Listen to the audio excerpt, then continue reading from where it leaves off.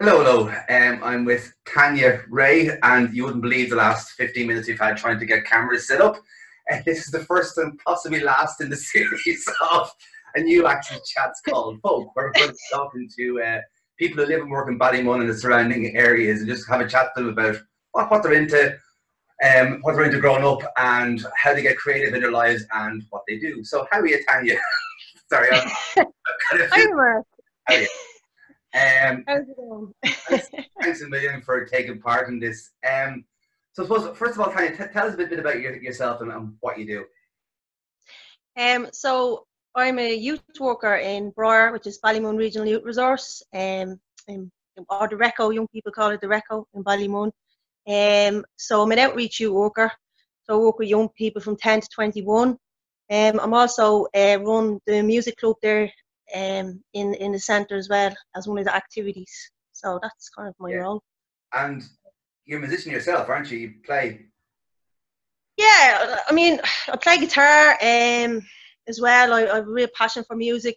I've always kind of had a passion for music myself. So yeah, I do a little bit myself. I haven't done a lot to put myself out there, but it's something a big interest of mine.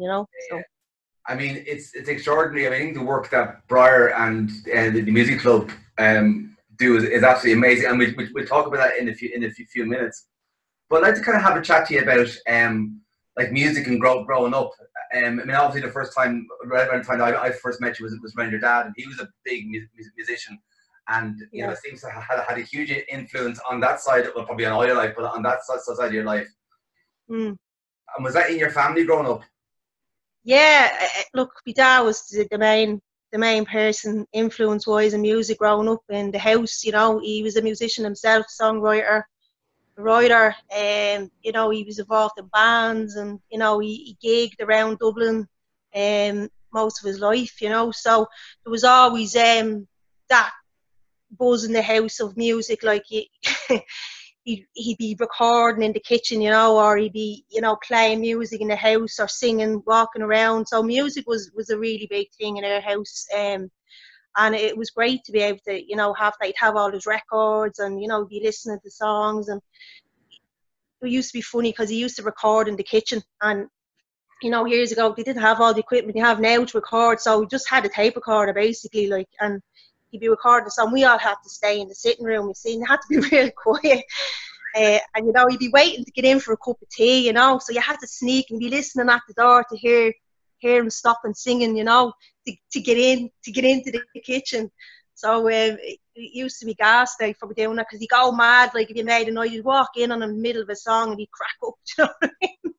You're at the ruining the whole take. He'd had to go back and record it. So we used to have fun with that in the house. And did you sing? Like, were you singing with him at that stage, or were you joining in? No, like when I was a teenager, not really that much. I got a little bit older, teenager, I kind of done a little bit with him. He taught me how to play the guitar. He he taught me a good bit about music on the guitar and stuff like that. And I got a lot of influences around different genres of music from my dad. So, like I suppose blues and rock and roll, and he went from the Beatles to anything. He loved the Beatles, and all that genre of music, Elvis and all the old school stuff, and just down to everyday music. Like he really had a good taste in different types of genres of music, and I think that opened up my mind to different genres of music. You're growing up, you like your whatever songs, your pop songs or whatever, but I think just, he was into classical, he was into rock, he was into blues, he was into all different styles of music, and he played all different styles of music. So I think that was a really big influence for me growing up, Then among your kind of, even younger in kind of primary school and early secondary school, like among your pals, then you obviously must have known a rake of music that wasn't kind of in the charts.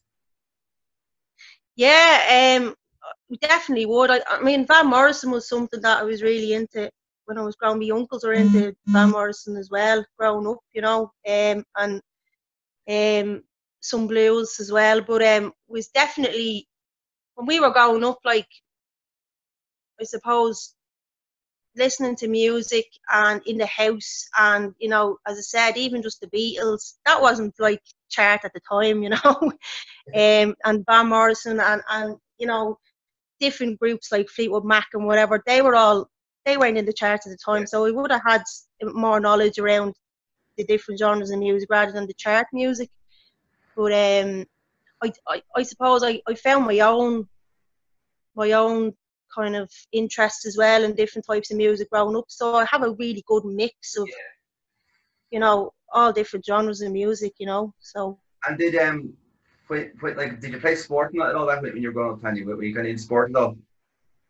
Yeah, I think. Well, I suppose I had a bit of a mix between sport and music. So music was like a hobby for me. You know, be in the bedroom, learning songs, playing guitar. I didn't really. And also, when we were growing up, we were always involved in different groups in the community. I know Maria Place used to run a couple of variety groups, and we'd be playing guitar, or we'd be doing, you know, if an event came up. And also within the Church of Virgin Mary, we had kind of like an after school. That was like our youth group growing up. And we'd go there and, you know, we'd be doing the play on a Sunday. So I might be in the choir playing guitar as well. So I had different, do you know what I mean, experiences growing up involved with music as well, or you know, using my skills to play, you know. But sport was really a big part. Like soccer was a big part of my life as well, growing up in Ballymun. And we had a ladies football team, ladies, because they were all older. I was the youngest on the team, I was 13, myself and another friend of mine. And I used to play football on the road with all the lads, you know.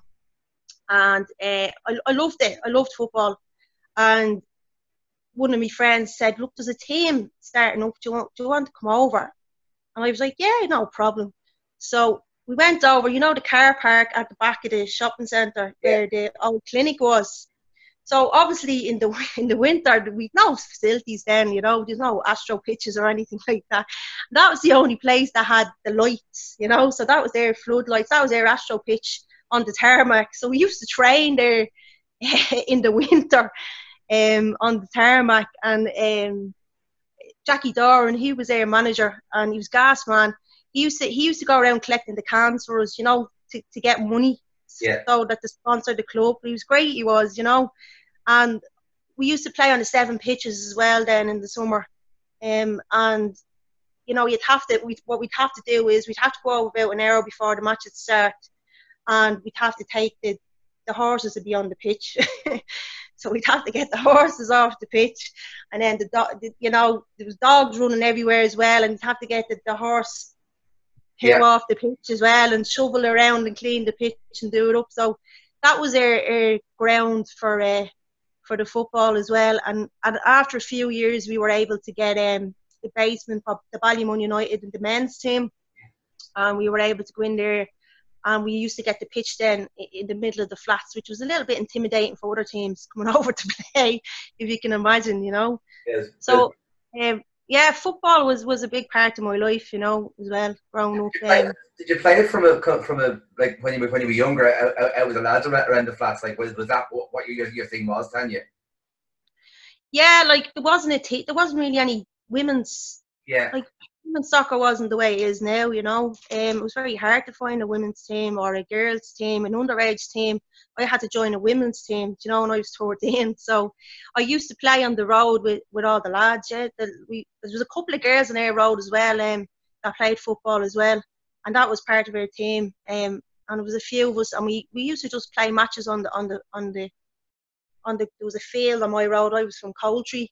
And we had a big field, and in the summer we just used to play matches there, and it was great crack. Now there'd be killings as well, but it was good crack as well, you know. So yeah, that's how I started playing. I just loved football. I think it just was in me.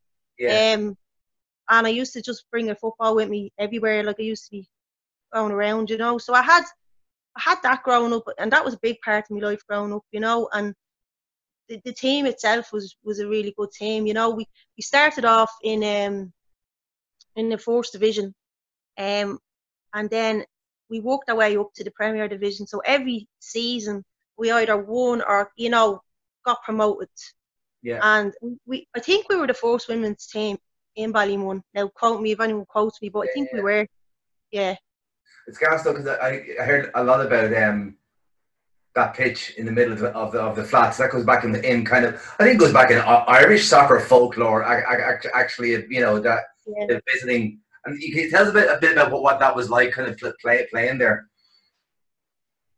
Well, for us, it was great because you had loads of support, you know. But for other teams now, God help them, like, because we used to play in the summer. So if you can imagine, you know, a pitch in the middle of, you know, all the flats, and then if they seen a match on, everyone, especially if the weather was good, you'd come down to support the team, you know. So I mean, it was great. It was great boost for our team when we were playing, especially for girls, because at the time, as I said, girls soccer wasn't as, you know, the way it is now. Do you know what I mean? And, you know, it wasn't as popular, or, you know, it wasn't talked about as much, or, you know, aired or anything like that. You know, it was something that really, you know, it was more of a men's sport then, you know. So when we used to get the support, it was great, you know, to have everybody around the community, you know. And if you were playing a team that were a little bit, you know, you thought, right, these are good now. Do you know what I mean? We have a match. We have a match against these. It was handy to kind of unnerve them a little. You know, to help them. Wasn't it called the San Siro? Wasn't that? San Siro, yeah, that's it, yeah. And here, did kind of go forward, come back? Like, did youth work become a kind of an interest to you, Tanya, or did you fall into it through different things? Youth work. Yeah. Yeah. Look, to be honest with you, like when I look back now, I can kind of see the connection of why I'm in youth work. But at the time, before I you know, as I was going to go into it, I didn't really see that connection. Do you know what I mean? Like when I think back, I was always involved in community groups, or, you know, as I said, the Virgin Mary Church. That was there, like, after schools. When I was 16, I done for my work placement and transition year in the White Elephant. I did a 6-week project with 2 other girls in my class for the Vincent de Paul, and we were running activities for young people. And, you know, kind of at the time I wouldn't have known that was youth work, but we were doing that, and we done that for about a year or so.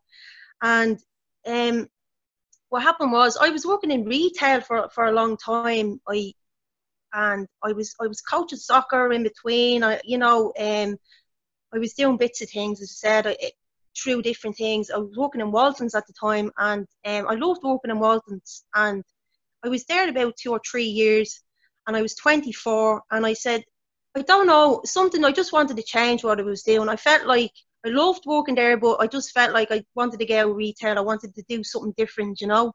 And there was a course in Inchicore for social care, because there was no youth work courses at that time.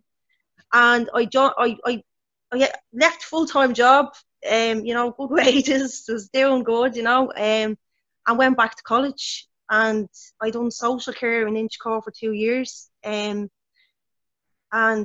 it was good. Like, I really enjoyed it. I actually really enjoyed it, and through that I had to do work experience. So my work experience brought me back to Ballymun, where I volunteered in the Ashlane project, which is the after school project in Ballymun, and the RECO. So I was involved in a group with Mark Davis. He was doing a fishing group, and we used to go out the Maynooth Canal and be freezing cold. I always remember that. And we'd have a group of young people, and we were doing that. So that was my work experience, and I think that brought me back into Ballymun, and you know, into that kind of field. And also at the same time, I was involved in doing some of the midnight leagues. Eileen Gleeson was the DCC officer there, the sports officer. And because I had done FOSS courses, I had my coaching badges and that, and I had been involved in the FAI coaching over the years. We done the midnight leagues, and we also done some futsal and different coaching in the area. So I was doing little bits of things, you know, when I was in Inchicore. And I got a job in the Ashlane project when I finished in Inchicore, and I was working, and that was based in the RECO in Briar. And I worked there for 2 years then, and I was doing like sessional work for Briar, like doing like different groups, and a job came up then in the outreach team, so I applied for that and I got that full-time job then. So a lot happened, but you know, in between, but you know. No, it was more interesting, kind of, you know, because I think it's interesting because when I came out to Ballymun to work in 2004, there was like, you know, things have changed so much even since then, and we're changing them. But the whole sense, there was stuff going on anyway naturally, and yeah, afterwards it was called something. Do you know what I mean? The sort of sense of what you're talking about there, of your whole life kind of being involved in the community or in different, you know, that it's kind of, it's very hard to put a word on it when you're doing it. It's only afterwards that you kind of go, oh yeah, that's what yeah, exactly. And I think the thing about what drew me to youth work was because, like, I did have different skills in, you know, sports or the soccer or the music and art and stuff like that. So I think with youth work, it's you know, it's I suppose I'm quite privileged to do youth work because I feel that it's something that you can use your own skills, you know, to engage with young people. So I think, you know, we use music or we use sport or we use activities as a tool to engage with young people, and then obviously, you know, you build on that and build a relationship, and you can share your skills with young people as well. And I think that was a big kind of, I suppose, something that really interested me in youth work, you know, that I was able to then share my experiences or skills or, you know, on with other young people, you know. So and it must be, you know, I think just to go back a bit, you're talking there about, you know, going into retail and kind of, you know, but the football, I mean, that must have been serious. If you were doing badges and doing coaching, that, you know, that must have been kind of become a big thing for you. yeah, it was. I mean, it was something of it was a. I was doing foster course, so I joined foster course when I was about 18 when I left school, and a foster course came up, and I ended up doing 2 foster courses, and I got my FAI, the soccer coaching badges, and I was really enjoyed that. So I mean, the opportunities for the coaching used to come up in the summer for the summer camps, you know, that kind of way. Yeah. So I was working with and, you know, doing that at the same time, you know. So it was a big interest for me at the time. But look,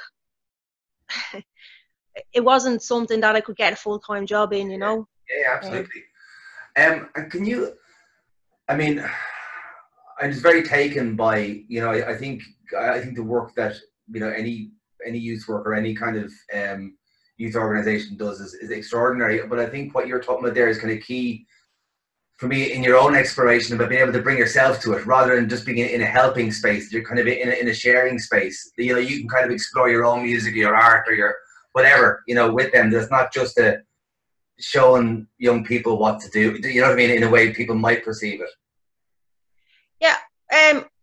I think sometimes like youth work is looked at, people don't understand actually, you know, the field of youth work. And you know, you have to be professional to work in youth work. You have to have a degree to work in youth work, and unfortunately sometimes it's not looked at as a, you know, a profession in terms of like, you know, I don't know, like they just don't understand it really, you know. And there's a lot of layers to youth work, and it's not just, you know, if people look at saying, oh, you just play music with kids, or you just play pool, or, you know, you just play football, and it's not, you know. As I said, we use like, you know, everyone has skills, and we have to have upskill ourselves as well to work in youth work, and you have to share those skills as well with young people. But I mean, you have to have a passion for the job as well, and I think you need to have that in you as well, you know, to do what you do.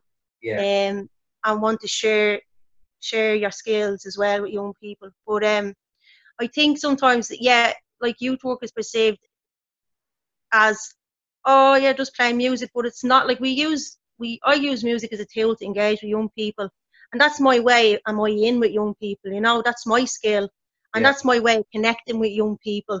And then when you build a relationship with a young person, and you're at the maybe teaching them something on the guitar, you teach them something like guitar, and that's giving them a skill for life, you know, that they have, or an interest, or brings out an interest in them, or a passion that they have, you know. Yeah. And when you see that in a young person, and you know, you give them that opportunity to go, oh, here, do you want to learn a bit of guitar? That's it. Or do you want to write a song? And it's very powerful when you see a young person, you know, produce something from themselves that's like, you know, in their head, or you know, they never thought they might even have been able to do that before. Yeah. And then you see them up on stage singing a song, or they're at the writing a song, and they come to you and they go, here, look at this, what you think of that? Like, and it's very powerful, you know. It's a very powerful way of connecting with young people and getting young people to express themselves, you know, in a positive way. I think music is very powerful like that, you know. When you see a young person after putting their thoughts, or you know, their fears or whatever on a page or in a song, and they're expressing that through, it's just very powerful, I think, you know. And it's also you know, at another level is that kind of those connections, like basically facilitating young people having those but not basic, but kind of having connections with people. But I think I see, you know, you see an awful lot of it in through the youth work that, you know, yourselves and other organizations do, the sense of belonging. And I think that's a huge thing as well, but not necessarily, you know, not belonging in a kind of club way, but like that it's kind of, there are people and there's a hub and there's a shared, I think that's hugely important. Yeah, it is. Sense of belonging is huge. Like, I mean, when you, there's young people that, like I know when I was growing up, when I was playing the guitar or whatever, you know, and there was some areas that, you know, or young people that were involved in music, or, you know, through the church or whatever, like, but, you know, I would have loved to have something like what we have now in the Briar, you know, that there's a space that you can go to and you can create, or you can meet other young people, like-minded, you know, like-minded young people that are the same, have interests in music.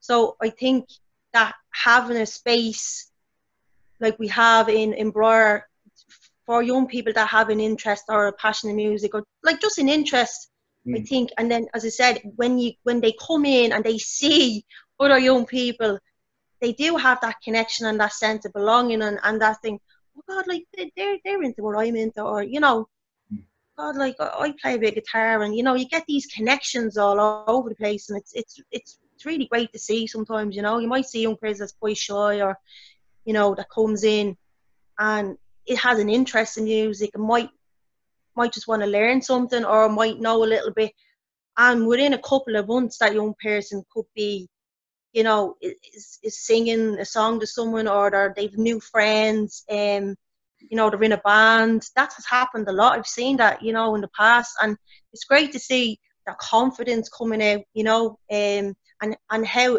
that brings out their confidence, and, you know. Yeah. So I think there's a lot of elements to it, you know. Yeah, no, and I think as well, I mean, you mentioned there the kind of vocational element to it, or the fact that you need a passion for it. I mean, I think that's also, there's always a kind of, it's kind of similar to the arts in a way, because it's kind of thin edge there between losing yourself in it, or, you know, because you have to mind yourself in those kind of situations, from your own health and your own mental health and your own kind of life. Yeah. And that's kind of, I think that's one of the best, the most professional sides of, say, brilliant youth work, which I think Ballymun is kind of blessed with, is that being able to be from the community within which you're working in, and yet still maintain those boundaries for yourself is incredible. Yeah, and I think, you know, look, we say that a lot, you know, it can be difficult sometimes, because you have to keep a boundary, because a lot of the workers in Briar are from the community, you know, and it's a good thing, because you get the community, you get young people, you get the history, you get, you know, what the community is about, and you're able to empathise with young people, and you're able to know what's going on, you know. So in that way, it's a really good thing, and it's a great, you have a connection already there with young people. Do you know what I mean? Yeah. But you do have to have a boundary working and living in the community as well, you know. And look, you have to do that. It's like, you know, youth work, as I said, it's a profession. Yeah. It's professional as well. We're all professional youth workers, you know, and we're all you know, experienced and skilled in what we do. I think youth work has a lot more skills than people think, you know. Young people will let you know straight away. If you don't want to know you know. And you know, I think the main thing in youth work is being consistent with young people. You know, consistency is key now with young people because they're not consistent with you. You know, you know, you might make an appointment for them to turn up, you know, and they don't turn up for weeks. But if you don't ring them once, they let you know. You know, so. That's a difficult road. That, I mean, that requires patience as well. Yeah, it does, and I can look at. I'm not saying, you know, it can be a difficult job. You know, it has its stresses and strains. We have our battles. You know, youth work as a profession has its battles in terms of kind of always kind of proving what we're doing. Because it's so informal. You know, youth work is informal way of working with young people, but there's a lot behind it. You know, it's not. You know, there's a. I suppose like we will be very skilled in what we do. We have a lot of training, you know, it's different, you know, it's just informal. And I think sometimes it's hard to capture that, and it's hard to show the value of what you're doing sometimes. Do you know what I mean? But you can guarantee you'd soon know what the value of it was if it wasn't there. Yeah, exactly. That's true. And I think we've said this before, what would Ballymun be like if it didn't have Briar or the Recco? You know, what would it be like? And when you think of the amount of young people that have come through the service over the years, and the young people that we've engaged with and support, and I think we're into nearly 4th or 5th generation of working with young people in Ballymun at this stage, you know. And I just would, like, I'm there, maybe 12 years, 13 years nearly, you know, and I do think, God, if you think even the amount of people you've worked with, like I've worked with over the years, if we weren't there, what would it be like, you know? I think it's interesting as well when you talk about there when you started the music club. I remember looking, because we were involved with projects around the time with you, but I remember looking and kind of going, oh Jesus, that's after exploding. It's kind of like, you know, you kind of go, be careful what you wish for. Yeah, and I remember, oh God, stop. I remember when I started, you know, we started I was doing the Open Friday, which was a drop-in on a Friday, you know, and I took a guitar out one Friday, and they were like, what's that, what are you doing, you know? So we had a bit of a chat, and someone went, yeah, I want to learn that, and we did we had no equipment at the time, we had broken drum kit, and I think we 2 guitars and 4 strings or something, you know, so we got a little bit of equipment donated to us, and in the Friday it kind of started growing, and people were like, oh yeah, that's good, I want to do that, and you know, we had a little band going, and then all of a sudden, I don't know what happened, like word of mouth, I don't know what happened, we had like 40 young people coming in that wanted to play music, you know, and I think what happened was we done the project Invent. That was brilliant. And usually come in on a Friday, and Colin Querney and Dean and Emma and themselves, we were all involved, and that was around getting young people to like through mental health, or you know, express themselves positively through music. But I think we had about 50 young people involved in that. Huge. It was absolutely huge, and it was kind of, I mean, it's funny, some of them are still hugely active, some of them are now hugely active in Briar, some of them engage with here, and I think that's one of the like you're saying, 12 years, like one of the joys of being in a place and in a job for a long time is you get to see that generational thing. You know, you get to see young people that have come through Briar. It's kind of scary reflecting on your own age, but you kind of get to see them then, kind of, you know. Yeah, giving our age away there, Mark, but I have a few years on you. You're all right. But no, I have to say, like we've young people that volunteer now in the Briar Music Club, and you know, it's great to see the progression in those young people coming through. You know, when they were 13 coming in, and then now they're helping out in the Briar Music Club now. You know, it's brilliant to see that. You know, and you have a full recording studio now as well over there. Well, yeah, we won't go into that.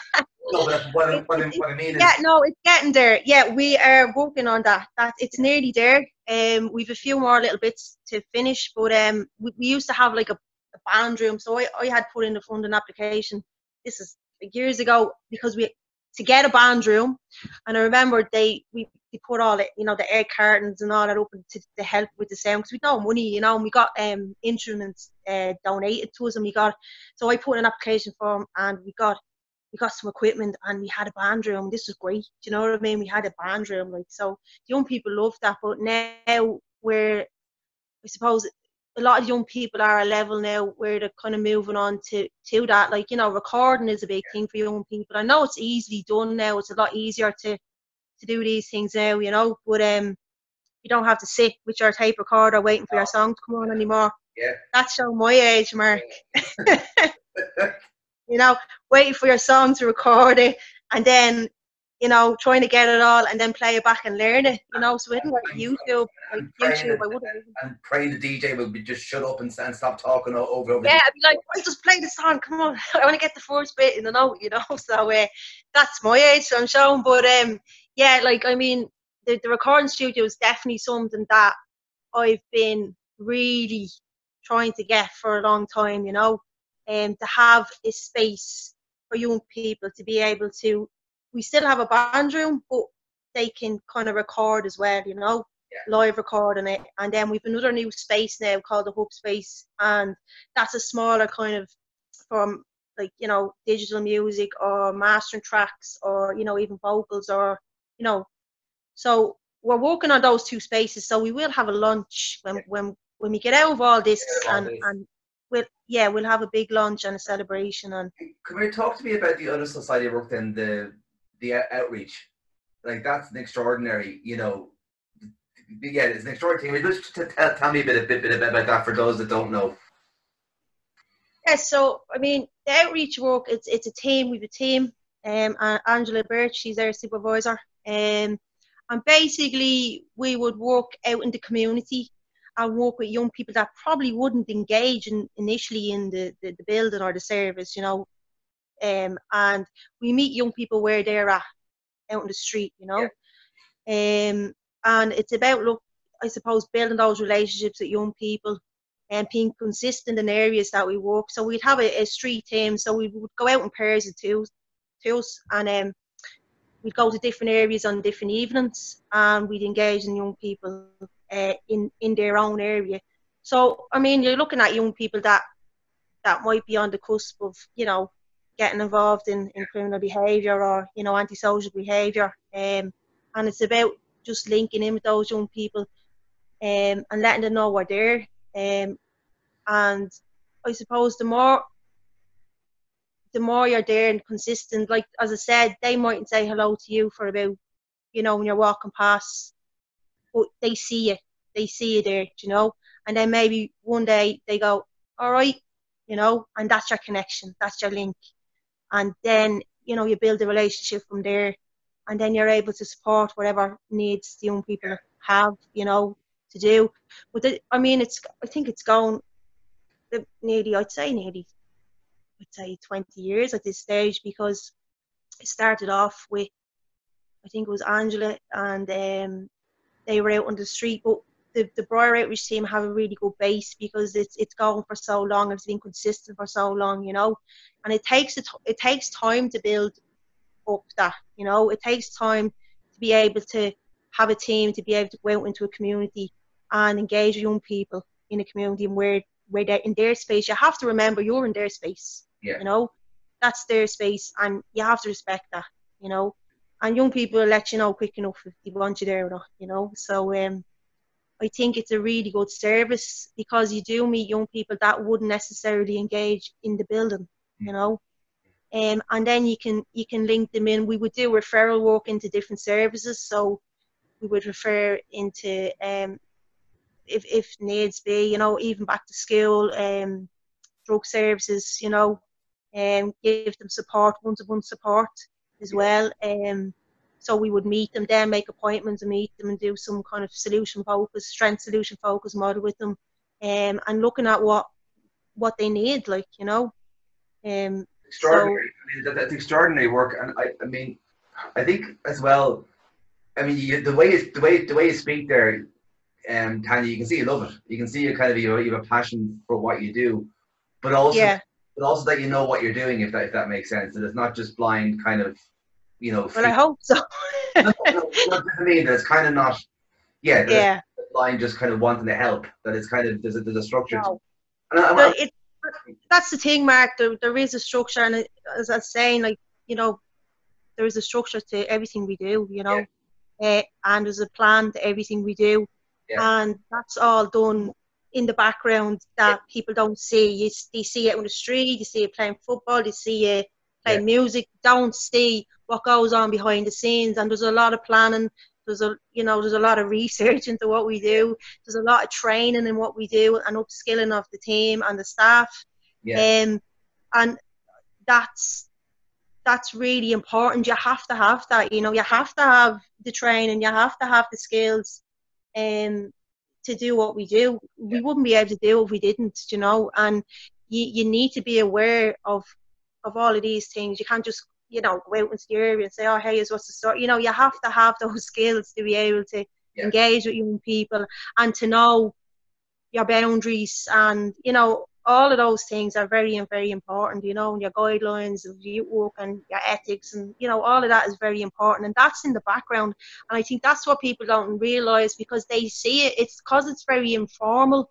They don't see, they just actually don't understand. You wouldn't know that was happening in the Yeah. background, that way, because you're just like Yeah. being informal with young people. But we also do we were also doing a program in the schools in Trinity with the first years and third years, and that we've created that because with the regeneration, the environment has changed, so we have had to change in what we do as well,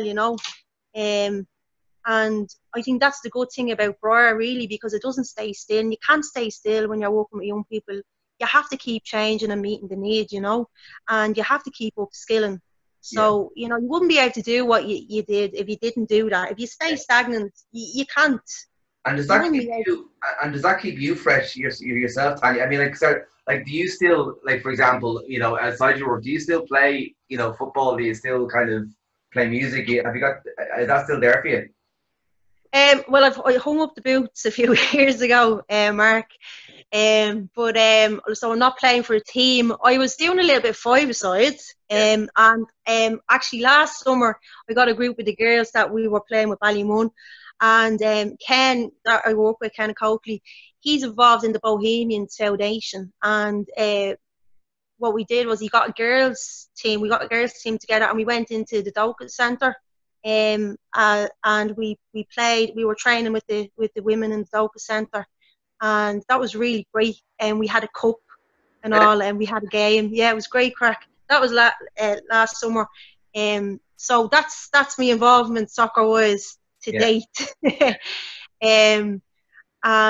With music, I mean, look, I play in the house. I play guitar. I pick the guitar up. I the odd time write a few bits down. I write some songs myself, and it keeps me creative and taking over, and it keeps me, in that process of. But I'd work a lot with young people in the music club. I would work a lot with them in terms of kind of in that creative process as well. So, having that as well, and it's a hobby for me. Like, I pick the guitar up and be gone for 3 hours, just messing and playing and getting lost in my own world. So I keep that up for myself. Yeah. What would you play if you pick it up? What would I play? Yeah. God, a bit of everything. Sometimes I just, kind of go off in my own world and be messing with different tunes or songs and, covers, or trying to mess with some of my own own stuff as well, It's interesting, and I'll let you go on this, Tanya, but it's fascinating and brilliant to see that kind of, you've expressed yourself, like a love of music and love of people kind of growing up, and and also that sense of then kind of getting involved with youth work. And it's a very powerful place where those two things collide, where those self-expression and youth work kind of collide. It's hugely powerful. Yeah, it is, and I don't know, like I just, as I said, I feel privileged to be able to use, you know, the skills I have, or, you know, and to share those. And it is quite powerful. Like, I've seen a lot of young people that, you know, it's actually really kind of helped, you Yeah. know, and brought them on a different path. Yeah. And you know, how do you capture that, really? Do you know what I mean? When when you see these things happening, it can be quite powerful, you know. So Listen, Tanya, thanks very, very much for taking part in this. Even after all our technical kind of problems, we got there. a lot of technical issues, like Mark, I think that just follows me, to be honest with you. Listen, thanks a million, and I shall talk to you very, very, very soon. Right, thanks a million for having me, Mark. Cheers. Bye. Thanks. Bye.